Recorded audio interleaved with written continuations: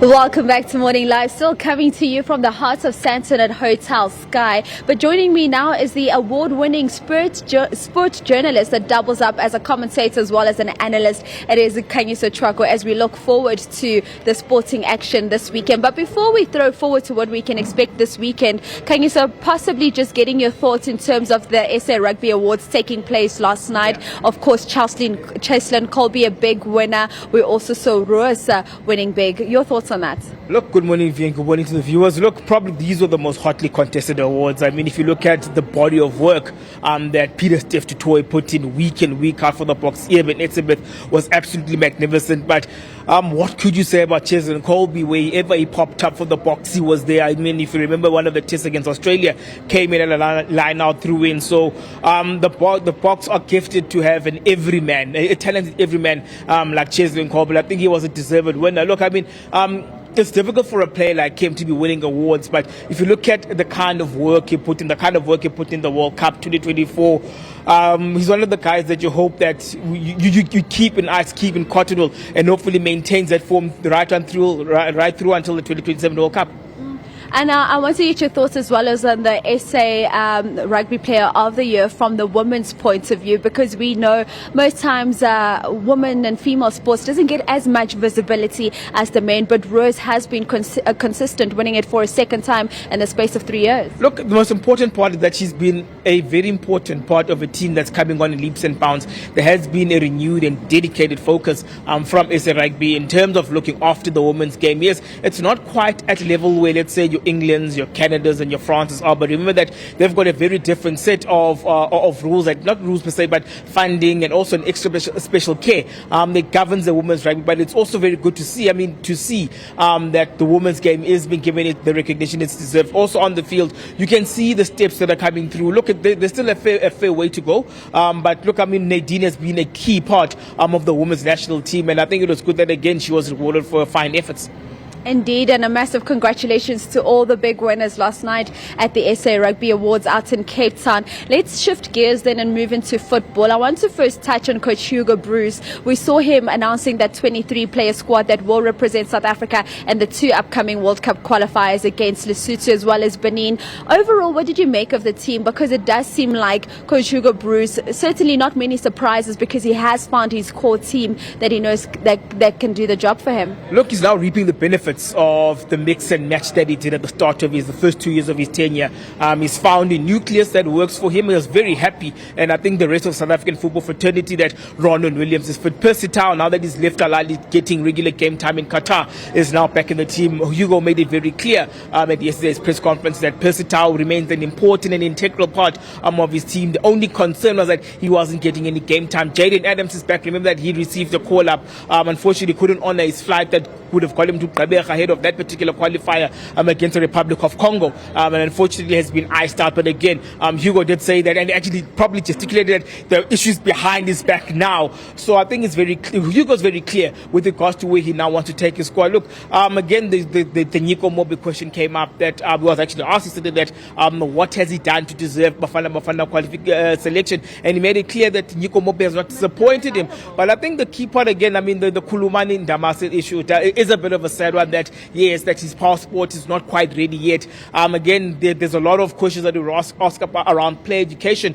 when it comes to issues of players and documentation. When you know that when you're a professional sportsman, the key part is ensuring that you tick all your documentation boxes so that you know when the national team call up, the overseas trial comes through, you don't have an issue with documentation. And even possibly just the normal pre-season, which we have seen some teams going in and doing over abroad. But let's speak now in terms of local football, Betway Premiership. On Sunday, a lot of people are saying it's all roads lead to the F&B Stadium, where Orlando Pirates in their home game will be hosting Mamelodi Sundowns, top of the table clash. When I spoke to Coach Hugo Broos during that squad announcement yesterday, he said it's a must win for Orlando Pirates, or else in his view, if they lose this game, that race is done. His view is educated, and his view is qualified, and his view is very true, because Sundowns currently hold an 18-point lead. You still need to worry about the Royal AM issue that may take away 3 points from Sundowns. But remember that Pirates have 4 games in hand, but these are 4 games they need to play. One of them is Sunday's game, and if you think about it, Sundowns win, if they go 18, then they'll go 21 points clear.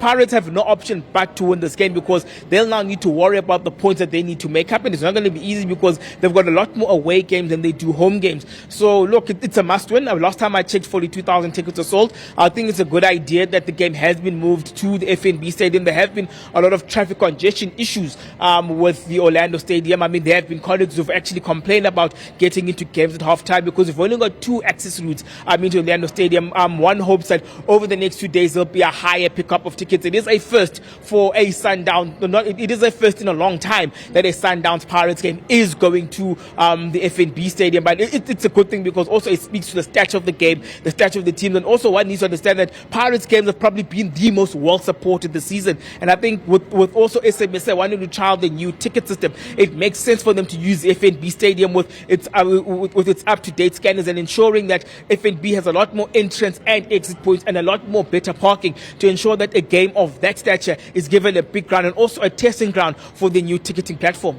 Indeed, and I mean, I remember the CEO of Stadium Management South Africa, Bertie Grobler, just mentioning in terms of this new ticketing system that they would give it a trial run in one of the Kaizer Chiefs games. I think that was played last week or the week before. So now they get an opportunity to go again with a game where there's already about 40,000 tickets sold. So as well, we'll get an update from them in terms of how that ticketing system is working, because we know a big concern was just those till slip tickets, which people were able to get fake copies of, and that's why we ended up having a Soweto derby that had 110,000 people inside the venue.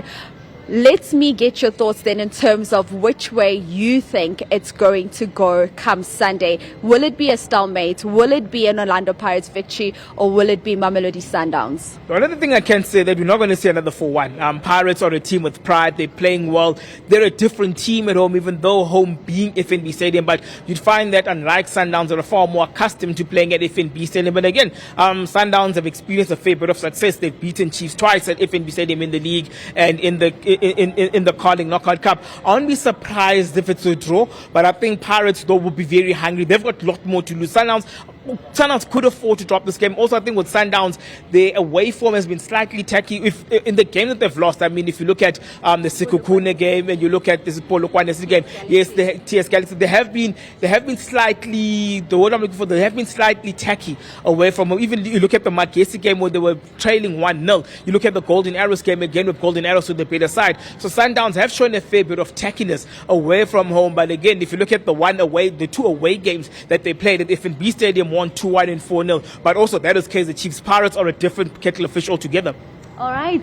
Thank you so much. That is Khanyiso Tshwaku, of course, just speaking SA Rugby Awards, speaking Bafana squad announcement yesterday from Coach Hugo Bruce, and also just throwing forward in terms of the expectations and the Betway Premiership top of the table clash between Orlando Pirates and Mamelodi Sundowns on Sunday. You can catch that game live. It will be on SABC 1 with the build-up starting at 2:30 p.m.